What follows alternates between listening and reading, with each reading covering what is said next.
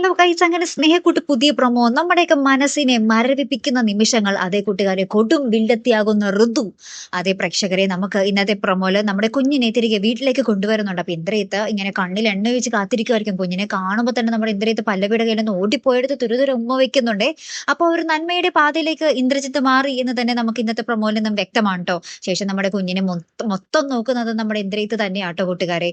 പിന്നീട് നമ്മുടെ ഋതുവിനാണെങ്കിൽ ഇതൊക്കെ കണ്ടിട്ട് അത്ര ദഹിക്കുന്നില്ല. രാത്രിക്ക് അപ്പൊ നമ്മുടെ പല്ലവിയുടെയും സേതുവിന്റെയും നടുക്ക് കിടക്കുന്ന കുഞ്ഞിനെ രാത്രിയിൽ ആരും കാണാതെ വന്ന് നമ്മുടെ ഋതു എടുത്തുകൊണ്ട് പോയി പുറത്തോട്ട് കൊണ്ടുപോയി റോട്ടിലൂടെ നടന്ന് ആർക്കൊക്കെയോ കൊണ്ടുപോയി എന്താ പറയാ വിൽക്കുകയാണ് നമ്മുടെ കുഞ്ഞിനെ കേട്ടോ. എന്തൊരു കൊടും ക്രൂരതയാണല്ലേ നമ്മുടെ ഋതു ചെയ്തു കൂട്ടുന്നതൊക്കെ. ആയിക്കോട്ടെ, ആ കുഞ്ഞിനെ വേണ്ടെങ്കിൽ സേതുവും പല്ലവിയും കൂടെ അതിനെ നോക്കിക്കോളൂല്ലേ. എന്തിനീ ഒരു ദുഷ്ടത ചെയ്യണം അല്ലേ കൂട്ടുകാരെ. പിന്നീട് നമ്മുടെ സേതുവും നമ്മുടെ പല്ലവിയും പിറ്റേ ദിവസം എഴുന്നേറ്റ് കുഞ്ഞിനെ അന്വേഷിക്കുമ്പോൾ കുഞ്ഞ് അവിടെയെങ്കിലും ഇല്ല.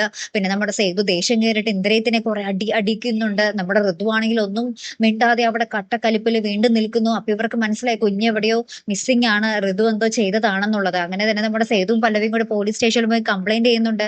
ശേഷം ഇവര് തിരികെ പോരും വഴി ഒരു പിച്ചക്കാരി ഒരു കുഞ്ഞിനെ എന്താ പറയാ മടിത്തട്ടിയിൽ ഇട്ടുകൊണ്ട് ഇങ്ങനെ ഭിക്ഷ തേടുവാണ്. അപ്പൊ നമ്മുടെ പല്ലവിക്ക് ഒരു സംശയം തോന്നും, ആ കുഞ്ഞ് നമ്മുടെ കുഞ്ഞാണോ സേതുവേട്ട എന്നും പറഞ്ഞിട്ട് ആ പിച്ചക്കാരിയുടെ അടുത്ത് പോയി ആ കുഞ്ഞിനെ മുഖം നോക്കുമ്പോൾ നമ്മുടെ ഋതുവിന്റെ കുഞ്ഞായിരിക്കും അവരുടെ കയ്യിൽ ഉണ്ടാകുന്നത്. അങ്ങനെ തന്നെ നമ്മുടെ പല്ലവിയും സേതുവും കൂടെ പിടിച്ച് ബലമായിട്ട് ആ കുഞ്ഞിനെ ആ പിച്ചക്കാരിയുടെ കയ്യിൽ നിന്ന് മേടിച്ചെടുക്കുന്ന ഒരു രംഗങ്ങൾ തന്നെയാണ് കൂട്ടുകാരെ നമുക്ക് ഏറ്റവും ഒടുവിൽ കാണുവാൻ സാധിക്കുന്നത്. എന്തായാലും കുഞ്ഞിനെ തിരികെ കിട്ടിയല്ലോ അല്ലേ പ്രേക്ഷകരെ, സമാധാനം തന്നെ. കാത്തിരിക്കാട്ടോ. അപ്പൊ അടുത്തൊരു വീഡിയോയുമായി വരുന്നത് വരയ്ക്കും ഗുഡ് ബൈ.